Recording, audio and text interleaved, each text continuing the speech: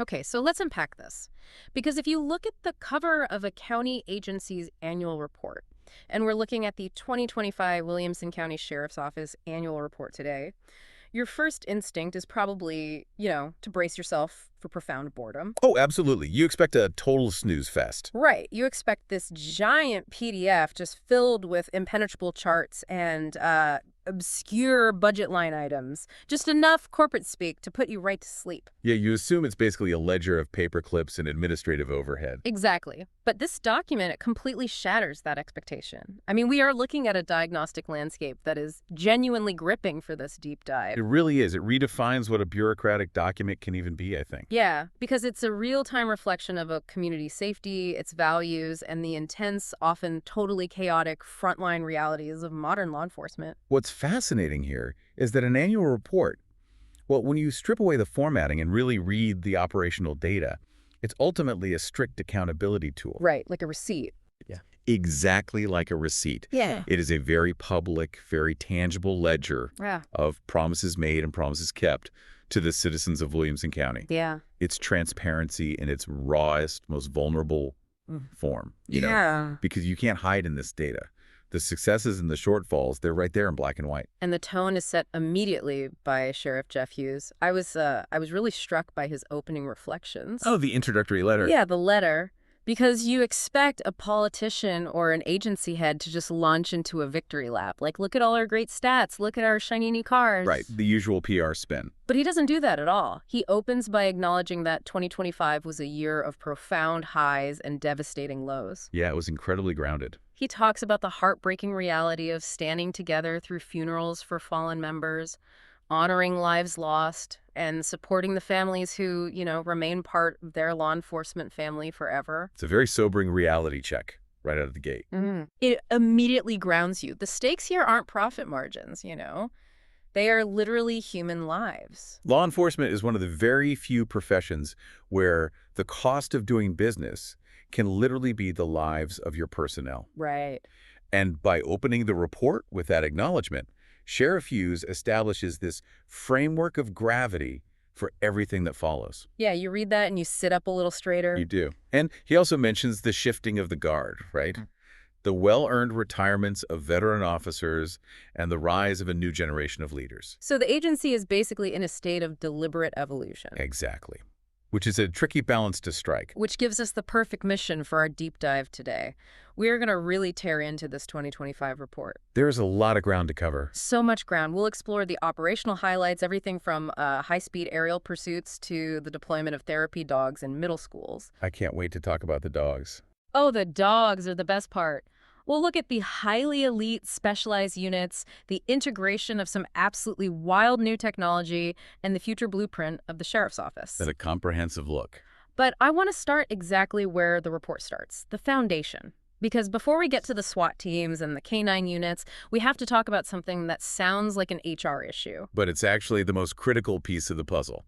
Right. It actually dictates whether or not a community is safe. I'm talking about compensation. Yes, the 75th percentile initiative. Yeah. In 2025, they secured county commission approval to bring all county employees to the 75th percentile in compensation. Which is a massive legislative and financial win. Okay, but I have to play the skeptic here for a second, because as a taxpayer, my first thought is, well, that sounds really expensive. Oh, it is. It's a significant budget line. Right. So is this just a union win, or is there an actual tangible return on investment for the citizen when deputies get a big pay bump? That is the exact question you should be asking as a taxpayer. And the answer is deeply rooted in the economics and, honestly, the psychology of public safety. Okay, unpack that for me. Well, if we connect this to the bigger picture, the 75th percentile isn't just some arbitrary financial goal they pulled out of thin air. Right. It's not just a nice round number. No, not at all. In the highly competitive world of modern law enforcement, agencies across the entire country are battling for a drastically shrinking pool of qualified applicants. Because nobody wants to do the job anymore. Exactly. So compensation is your primary retention tool. When you pay at the 75th percentile, you are explicitly telling your experienced professionals that they are valued enough to stay. I look at it a bit like preventative maintenance on a house, That's a great analogy. Like upgrading your plumbing or fixing the roof isn't glamorous. It really hurts to write that check to the contractor. Oh, yeah, it's painful. But it stops the roof from caving in a decade later and costing you 10 times as much. Paying at the 75th percentile costs money up front, sure, but it stops the absolute disaster of losing your best people. Or losing your most experienced, level-headed professionals to a neighboring county just because they pay, like, $3 more an hour. Exacto. And let's drill down into the specific mechanics of that roof caving in. The cost of losing an experienced deputy is just astronomical. Just in training costs alone, Rick. Yeah, financially, it costs upwards of $100,000 to recruit, background check, equip, put through the academy, and field train a single new deputy. Wow, 100 grand. Just for one person. Just for one.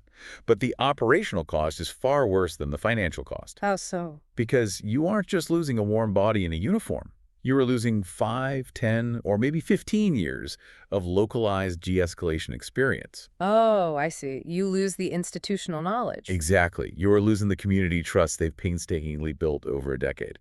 Right, like the guy who knows that the person screaming on the corner isn't necessarily a violent threat, but just, someone off their medication who needs to be spoken to calmly. Precisely. A rookie might see that exact same situation and immediately escalate to a use of force simply because they lack that contextual data. That makes total sense. And there's a psychological component to this compensation bump that we really can't ignore either. Okay, what do you mean by that? Well, think about the cognitive load required to make a split-second, life-or-death decision ethically and legally. Right, it's massive. Now, imagine trying to make that pristine decision while you are internally panicking about how you're going to pay your mortgage next week or afford groceries for your kids. Oh, wow. Yeah. Financial stress completely degrades cognitive function. Exactly. By ensuring deputies are compensated fairly, the county is literally buying psychological bandwidth. I love that phrasing. Buying psychological bandwidth. That's what it is. They are ensuring that when a citizen calls for help, the person arriving on the scene is focused entirely on the crisis at hand, not their own precarious financial situation. That makes a ton of sense. It's a direct investment in the quality of the decision-making on the street. Absolutely. And speaking of the quality of decision-making, we have to look at how these deputies are evaluated. The accreditations. Yeah, the report highlights their successful completion of the Tennessee Law Enforcement Accreditation, or the TLEA, Right. and receiving Tier 2 certification through the Tennessee Corrections Institute, the TCI. Both huge milestones. But I read these acronyms in reports all the time, and I think for a lot of us, they just sound like bureaucratic alphabet soup. They really do.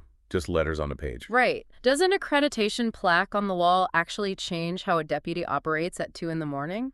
It absolutely does, but only if you understand the mechanism behind the acronym.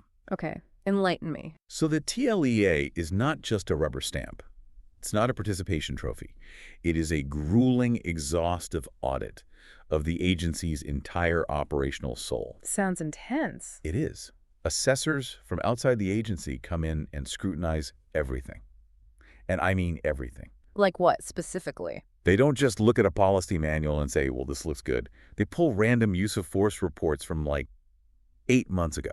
Oh, so they dig into the archives. Deep into the archives. And then they cross-reference that written report with the body camera footage, the dispatch logs, and the specific training records of the officers involved. Wait, really? They go that deep? Oh, yeah. They want absolute proof that the policy is actually living and breathing on the streets, not just sitting in a binder on a shelf. So if your policy says all evidence must be logged within 2 hours of a shift ending, the auditor is going to pull a random evidence bag from the vault and check the timestamp on the signature. Precisely. It is a systematic elimination of operational liability. And the TCI Tier 2 certification for the detention facility is arguably even more complex than the patrol side. Really? The jail is harder to accredit. A county jail is a massive liability sinkhole if it isn't run perfectly. Okay, yeah, that makes sense. You have total control over human beings, 247. Exactly. TCI standards dictate the exact caloric intake for inmates, the precise dimensions of holding cells, the ratio of deputies to inmates, and the protocols for mental health interventions. That is incredibly specific. It'd have to be. Achieving Tier 2 means the Williamson County Sheriff's Office has voluntarily subjected itself to standards that far exceed the minimum legal baseline. It forces a culture of total meticulousness. It basically strips away the, well, we've always done it this way excuse. Exactly. You can't say that when an auditor's standing there with a clipboard. And you can see that meticulousness heavily reflected in their training division, too. Led by Captain Joe Cortez. Yeah, Captain Cortez. This division is described in the report not just as a classroom, but as a strategic system that develops sound judgment. Which is the hardest thing to teach. Right. And there is a line in the report that I highlighted, circled, and honestly stared at for a solid 5 minutes. What was the line? It says, well-trained deputies don't rise to the occasion, they perform to their level of training. Yes. That is a profound dismantling of a very dangerous myth. Exactly. We have this Hollywood-fed idea that when a crisis hits, a hero just organically finds this hidden well of courage. Like they just invent a brilliant tactical solution on the fly. Right, like Bruce Willis in Die Hard. But the biological reality of human beings under extreme stress is actually terrifying. The biology completely takes over. Yeah, when your heart rate spikes above 150 beats per minute, what tacticians call condition black, your fine motor skills completely degrade. You literally lose the ability to perform complex tasks. Your peripheral vision narrows. Your auditory processing drops out. You don't rise to anything. Your brain literally cannot process new, complex information in that state. You fall back entirely on your muscle memory. You fall back on whatever neural pathways you have carved out through exhaustive repetition. Which is why training is so vital. If those pathways are built on outdated tactics or, lazy training, the outcome in the field will be disastrous. This is why the training division's architecture here is so critical. Walk me through how they structure it. Well, you have the POST training unit, that stands for Peace Officer Standards and Training, led by LT Nikki Shaver. They handle the rigid, state-mandated legal and tactical certifications. Okay, the baseline legal stuff. Right. Then you have the TCI unit, led by LT Ryan Parks, focusing on the incredibly unique, localized high-stress environment of the detention center. Because running a jail is completely different than patrolling a street. Totally different skill set. And Yeah. finally, you have the Field Training Officer, or FTO, unit. The FTOs are the veterans who ride in the passenger seat with the rookies. Translating academy theory into actual street reality. Exactly. And what I find genuinely innovative here is how they are evolving this whole process. Right, the new training model. Yes, they've completely shifted to what they call a multi-year training advancement model. So instead of the old school law enforcement standard where deputies cram all their annual training into a miserable 40-hour week once a year. Just sitting in a dark classroom looking at PowerPoints. Yeah. Right. Instead of that, they've moved to a flexible, year-round system. It blends virtual learning, in-person instruction, and applied, scenario-based drills. Which perfectly aligns with modern cognitive science and adult learning theory. Because cramming doesn't work. It really doesn't. The human brain does not retain complex procedural information, especially high liability topics like use of force or constitutional search and seizure, when it's dumped in a single week. You just dump it right out of your brain as soon as the test is over. Right. The brain requires spaced repetition. By making training a perpetual, year-round, blended experience, the WCSO is ensuring that when a deputy hits that physiological condition black, their response is an immediate, highly trained reflex. Not a fuzzy memory from a slide they half paid attention to 8 months ago. Okay, so we've looked at the bedrock. The deputies are well compensated to reduce turnover. They are held to brutal accreditation standards, and they are continuously trained to build reliable muscle memory. That's the foundation. Let's look at what happens when that preparation meets reality. Let's move to the front lines. The Operations Bureau. Yes, overseen by Deputy Chief Matt Gelfand. And the sheer volume of what his people are absorbing is just difficult to comprehend. The numbers are wild. The Patrol Division, led by Captain Jesse Williams, managed over 42,000 calls for service in 2025. Just pause on that number for a second. 42,000. It's hard to even picture that. Think about the logistical puzzle of managing that volume over a sprawling county. That is a nonstop 247, 365-day cascade of human need and human conflict. And behind every single one of those 42,000 dispatches is a citizen in some state of distress. Right. It could be a minor fender bender in a grocery store parking lot, or it could be a chaotic, highly dangerous domestic violence situation. The Patrol Division basically acts as the ultimate triage unit for society's problems. They're the first to arrive at the worst moments of people's lives. It is a staggering amount of reactive work. You sit in your cruiser, wait for the radio to crackle, and you respond to the chaos someone else created. But this is where the operational philosophy of the WCSO gets really interesting. Because of the proactive stuff. Yes, because the report immediately contrasts those 42,000 reactive calls with their proactive statistics. Right. In that same year, deputies conducted 9,600 traffic stops and over 10,000 proactive security checks in neighborhoods and business districts. This is a crucial distinction. If we connect this to the bigger picture, those proactive numbers are arguably the true measure of a community's safety. Really? Over the 911 calls. Yes. Proactive policing is about the science of deterrence. It's driving slowly through a residential neighborhood at 3 in the morning with the windows down. It's getting out of the car and physically checking the doors of a closed business plaza. Exactly. It's maintaining a highly visible, unpredictable presence. I'm curious, though, how do you measure the ROI on a security check? Like, an officer jiggles a door handle at 3 a.m., sees it's locked, and gets back in their car. That doesn't seem like it moves the needle on crime. You measure it by the crimes that don't happen. The invisible victory. Exactly. We will never have the data on exactly how many commercial burglaries, catalytic converter thefts, or assaults were abandoned simply because a suspect saw the reflective decals of a patrol cruiser turn down the street at the right moment. The timing just spooked them. Right.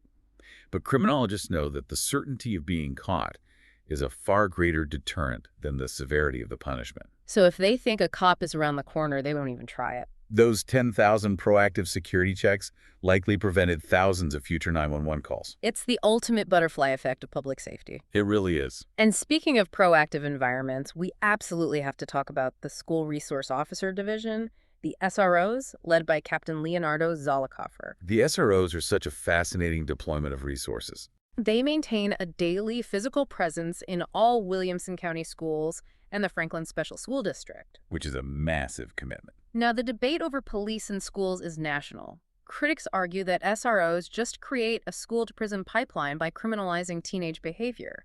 How does the WCSO report define their role? Well, the report defines the SRO role as a highly delicate dual existence.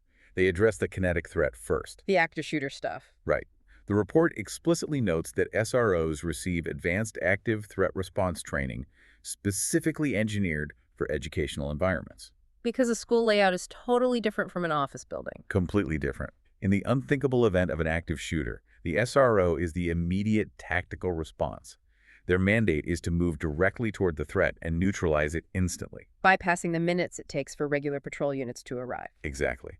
But thankfully, that kinetic response is a fraction of a percent of their actual daily reality. Yeah, the vast majority of their job, the other 99.9%, is acting as empathetic mentors and early warning systems. They conduct behavioral threat assessments, they build trust with teenagers. They identify students who are spiraling before that spiral turns into violence or self-harm. And in 2025, the WCSO introduced an innovation that brilliantly tackles the psychological barriers in a school setting. Oh, this is my favorite part. K9 Bolo. Yes, the deployment of therapy dog K9 Bolo, handled by Sergeant Jacob Morley.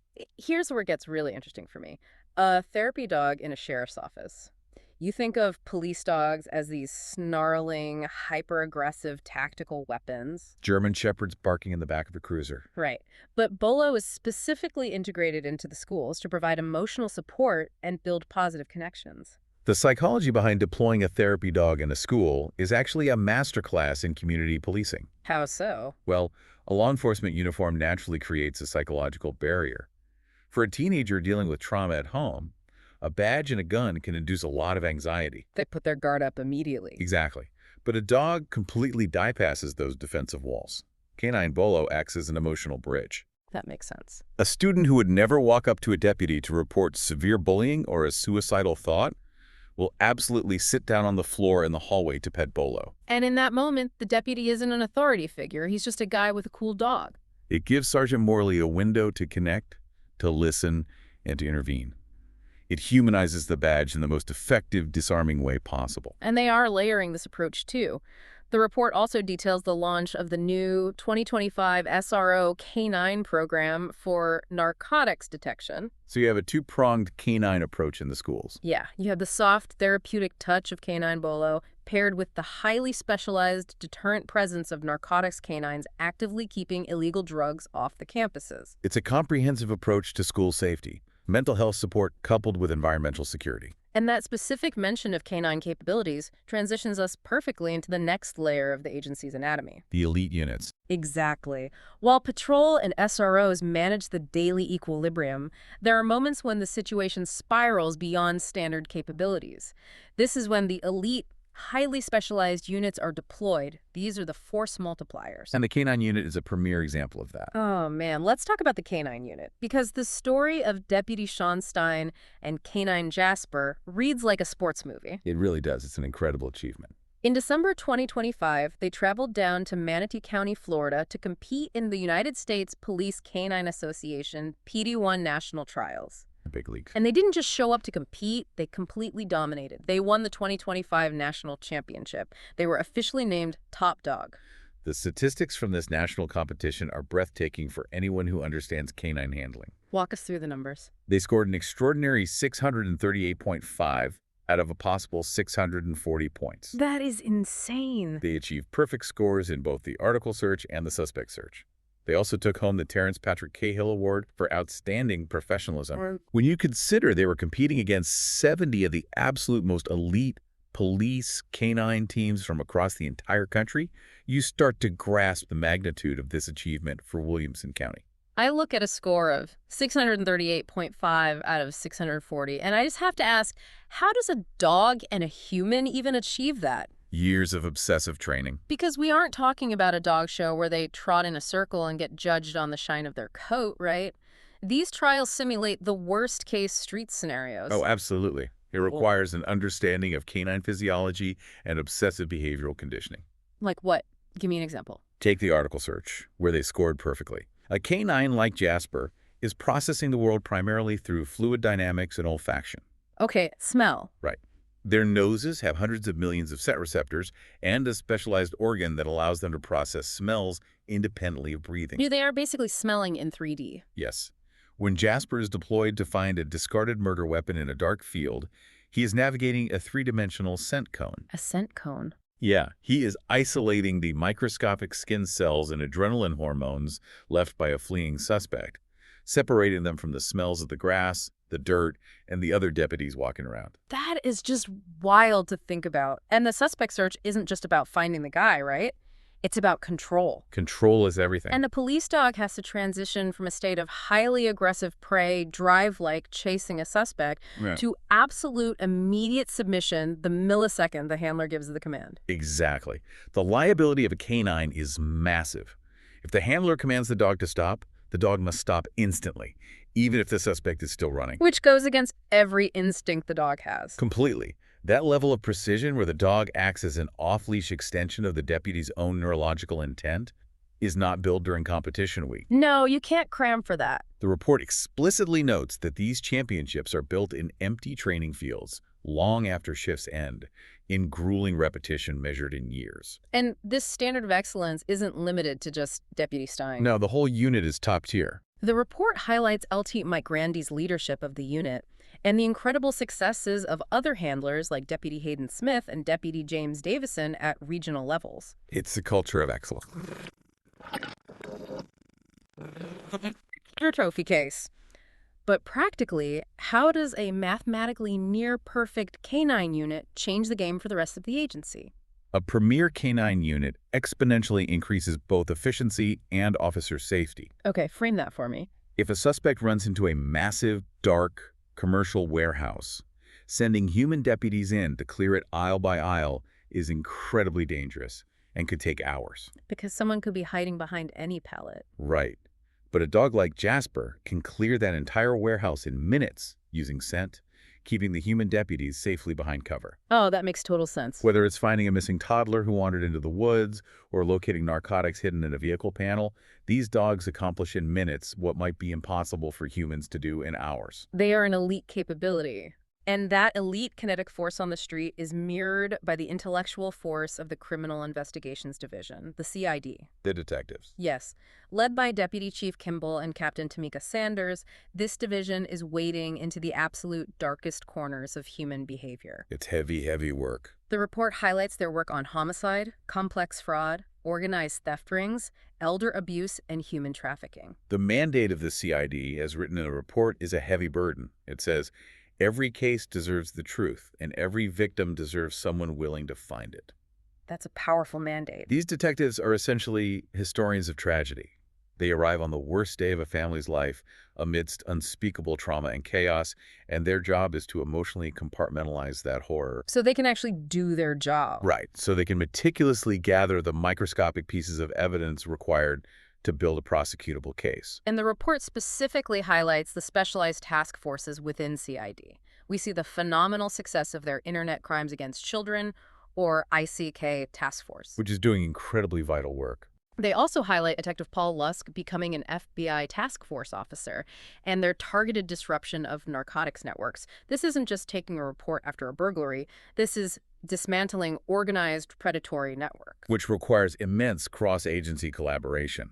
When Detective Lusk joins an FBI task force, he is bridging the gap between local street intelligence in Williamson County and the massive federal resources of the FBI. So it's a force multiplier for the local guys. It allows the WCSO to pursue transnational narcotics or human trafficking rings that stretch far beyond the county lines. It is a highly sophisticated, intelligence-driven approach to policing. And supporting both CID and patrol is the Special Operations Bureau, led by Deputy Chief Rodney King. This bureau is the heavy machinery of the agency. Yeah, it encompasses the tactical SWAT units, fleet management, special events, swiftwater rescue, and, critically, the aviation division, Air One. The helicopters. There is an incredible mention in the report of a successful arrest made following a dangerous vehicle pursuit made possible by critical aerial support from Air One. The integration of aviation into a vehicle pursuit completely changes the tactical geometry of the event. How so? Because a high-speed vehicle pursuit is arguably one of the highest liability events in law enforcement, right? It is inherently incredibly dangerous to the suspect, the deputies, and innocent bystanders. Because the suspect is panicked and driving recklessly, and the patrol cars are right on their bumper, forcing them to push the limits of physics. Exactly. But when Air One arrives overhead, everything changes.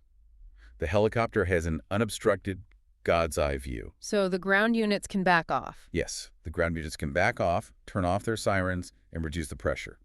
The suspect often thinks they've escaped and slows down. While the helicopter's just tracking them the whole time. Meanwhile, Air One is tracking them safely from thousands of feet up, communicating their precise location, speed, and direction of travel to deputies who can quietly set up a controlled apprehension. Like spike strips. Exactly, like spike strips miles ahead. Aviation support is a massive technological advantage that unequivocally saves lives and reduces property damage. And the Swiftwater Rescue Team operates on a similar principle of specialized geometry, right? Yes, understanding the fluid dynamics of floodwaters to execute rescues that a standard patrol deputy simply isn't equipped to survive. So we've covered the psychological foundation, the chaotic front lines, and the highly specialized tactical units. But the reality is, slapping the handcuffs on a suspect at the end of a pursuit is not the end of the story. Not even close. The entire justice system relies on an entirely different, almost invisible infrastructure to actually function. The invisible pillars. We're talking about the flow of information, the security of the courts, and the administration of detention. If these divisions fail, the kinetic work of the patrol deputies and detectives instantly becomes meaningless. The whole thing just falls apart. The entire system would collapse under its own bureaucratic and logistical weight. Let's start with how information is managed. The Information Services Division. Led by Captain Becky Coyle. She is responsible for strategic communication, community engagement, and policy coordination. And the data they presented for 2025 genuinely surprised me.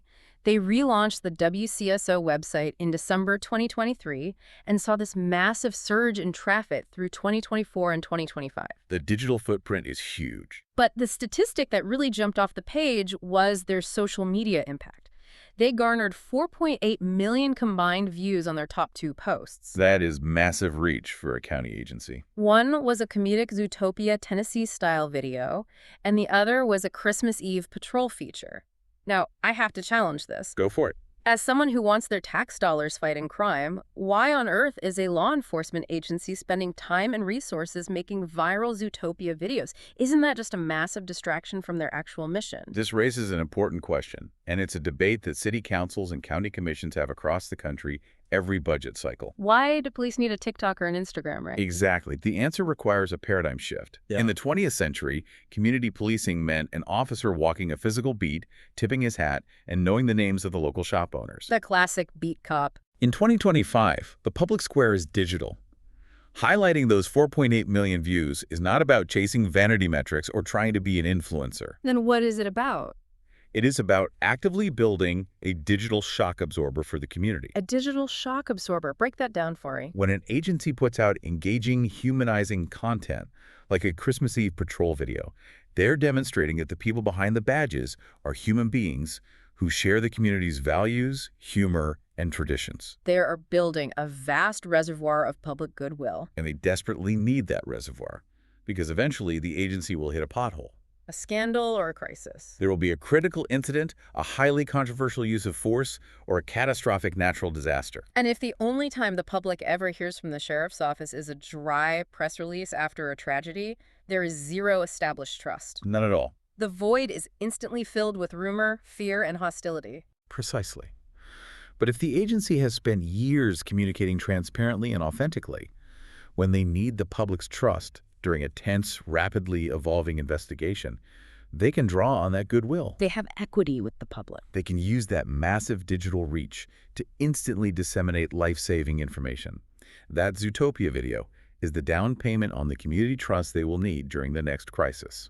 That reframes it completely. It's proactive relationship building scaled to the modern era. Absolutely. And while Information Services manages the narrative, the agency's literal operational reality is managed by the accounting and fiscal team. Led by Fiscal Director Jennifer Davis. Yes, they handle the massive budget, the payroll, and ensure strict purchasing guidelines are followed. You'll never see a movie made about an agency's accounting department, but if they fail to perfectly navigate county procurement laws, the patrol cars run out of gas. The deputies miss their mortgage payments, and public safety grinds to a halt. Precision is demanded in the shadows just as much as in the spotlight. And nowhere is quiet precision more intensely demanded than in the Court Services Division, led by Captain Jim Handy.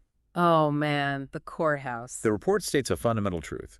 It says, the justice system only works when every step is carried out with precision. Right. They manage the incredibly tense environment of courtroom security, the transport of inmates, and the execution of civil and criminal warrants. It is a highly controlled, tightly regulated environment where a single lapse in security or procedural protocol can result in a mistrial or a violent escape. High stakes every single day. And closely tied to the judicial process is the detention division, supervised by Deputy Chief Moore. Back at the jail. Right. We talked earlier about the intense rigor of achieving TCI Tier 2 accreditation. But the 2025 report details a holistic approach to the jail that completely subverts the idea of just locking people in cages. It's much more than a warehouse now. They manage the massive logistics of food services, booking, and medical classification. But they also lean heavily into rehabilitation. The report highlights vocational training, education programs, and the litter services program. The modern philosophy of detention has evolved significantly out of pure necessity. Because the old way wasn't working. Exactly. Yes, the legal mandate of a jail is the secure care, custody, and control of inmates awaiting trial or serving short sentences. But the reality is that 95% of the people in a county jail are eventually going to be released right back into the community. Right, they're going to be our neighbors again. If a facility functions purely as a warehouse, if an inmate sits in a cell 23 hours a day learning nothing but how to be a better criminal, the jail is simply pausing criminal behavior, not changing it. You are just releasing a more alienated, less employable version of the person who was arrested. Exactly. By focusing on rehabilitation, education, and life skills development, the detention division is actively trying to break the incredibly expensive cycle of recidivism. So programs like the community cleanup crews, the litter services program. These aren't just about picking up trash. They are psychological tools. They instill routine, enforce responsibility, and give inmates a tangible, physical way to contribute positively to the county they harmed. And the WCSO is bringing innovation into the detention space as well, which I thought was super cool. The canines. Yes, the launch of the Detention Canine program, featuring Canine Teddy, who is trained in electronic detection, and Canine Boss, trained in narcotics detection. Electronic detection dogs. That is wild. Right, they can actually smell the specific chemical components of a lithium-ion battery or a microchip hidden inside a mattress. That is just incredible. It shows how specialized contraband smuggling has become and how law enforcement has to constantly innovate to counter it. And speaking of innovation, Section 4 of the report dives into their technological modernization. Yeah, this isn't just about buying new radios. They're fundamentally changing how they process reality. They highlight the adoption of Axon AI Translate, the integration of FuOS, and the transition to mission-wise software. This is where we see the fusion of traditional policing with 21st century data architecture. Let's look at Axon AI Translate.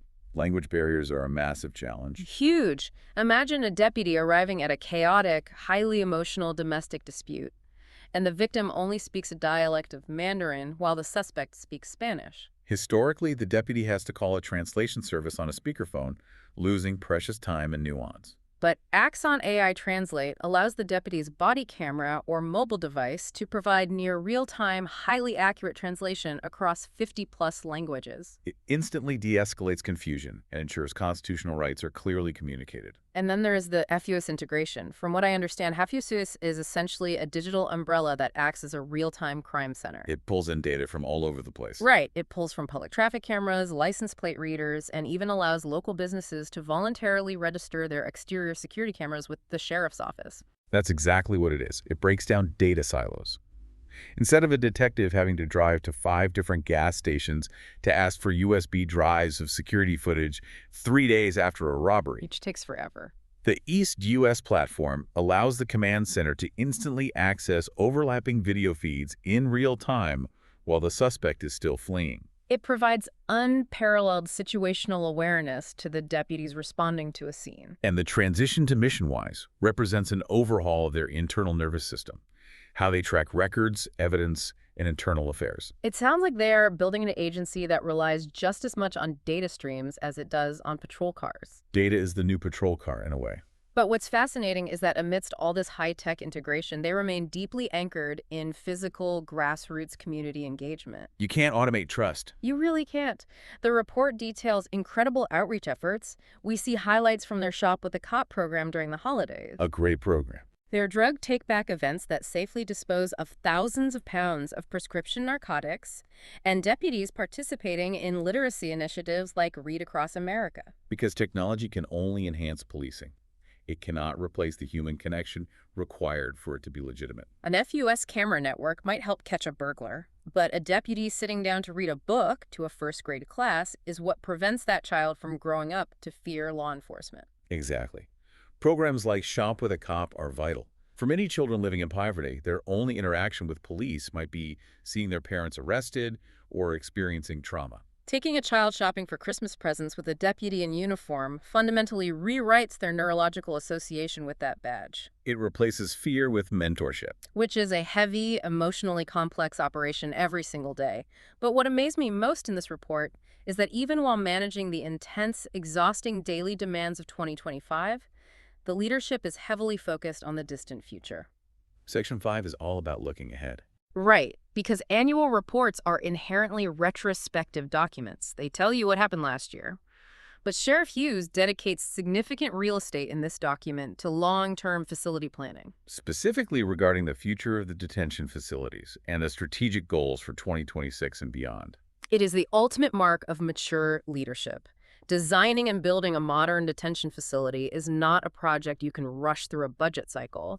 The report notes they are currently working intensely with legal advisors, architectural design professionals, and operational leaders. They aren't just trying to add more beds. They are trying to build a facility that is constitutionally viable and operationally safe for decades to come. I am fascinated by the timeline of law enforcement planning. Most of us are just trying to figure out our schedules for next weekend. Yeah, but these leaders are sitting in conference rooms right now, looking at architectural blueprints, trying to anticipate the physical, legal, and medical needs of a concrete building that will be housing people in the year 2050. The variables they have to account for are staggering. You aren't just designing cells with iron bars anymore. What else goes into it? Well, you are designing a facility that must comply with ever-evolving constitutional standards for inmate care and ADA accessibility. Right. You have to design the architecture for the psychological safety of the staff, utilizing lines of sight that minimize blind spots and choke points to prevent assaults. The physical layout dictates the safety. Completely. You have to design massive medical and mental health wings because, tragically, county jails are often the largest mental health and substance abuse treatment providers in any given community. Wow, that's a sad reality, but true. You have to design the logistics for efficient food delivery, biohazard laundry, and secure court transport. If an architect makes a mistake in the planning phase today, they're forcing a deputy to work in a dangerous, highly stressful environment 30 years from now. It is a massive legacy project, and it ties directly back into the continuous modernization of the entire agency. It's all connected. The ongoing evolution of the training division, the perpetual grinding nature of TLEA and TCI accreditation, the integration of AI translation and EQS data hubs, they are deliberately building systems that outlast any single sheriff or any single deputy. They are engineering institutional resilience. And that institutional resilience is ultimately built on the partnerships they forge. As we pull all these disparate threads together, from the economic strategy of the 75th percentile pay structure that retains the best talent, to the empty, freezing training fields where national canine championships are won. To the 42,000 times a patrol deputy answered a panic call for help, to the therapy dogs wandering the school hallways. It all coalesces into a singular laser focus on community service. Sheriff Hughes summarizes it beautifully in his closing thoughts. He emphasizes that service extends far beyond the uniform. These are the same men and women participating in local parades, running fundraisers, attending remembrance events, and coaching Little League. They are not an occupying force. They are fully integrated into the fabric of Williamson County. And none of the incredible work outlined in this 100-page report happens in a vacuum. It requires the financial support of county leadership, the tactical collaboration of allied agencies like the FBI task forces, and most importantly, the fundamental, enduring trust of the citizens. It is a deeply symbiotic relationship. The community invests heavily in the sheriff's office through compensation and resources. And the sheriff's office returns that investment through rigorous training, elite operational capabilities, and unwavering transparency and accountability. Absolutely. So as we wrap up this deep dive into the source material of the 2025 annual report, we usually try to leave you with a final thought about the data. Something to think about. Yeah, but I want to push past the bounds of this report for a second. We've talked about human training, canine olfaction, and physical patrols. But look at the trajectory of the technology we just discussed.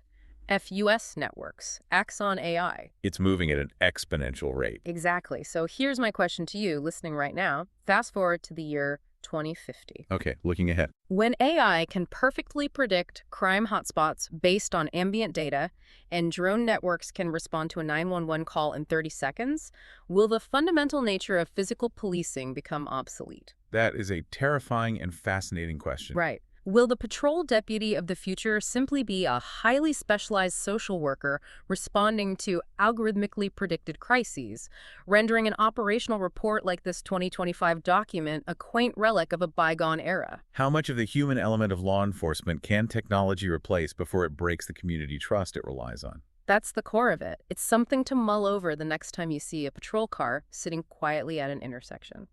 Thank you for joining us as we unpack the diagnostic reality of the Williamson County Sheriff's Office. We'll see you next time.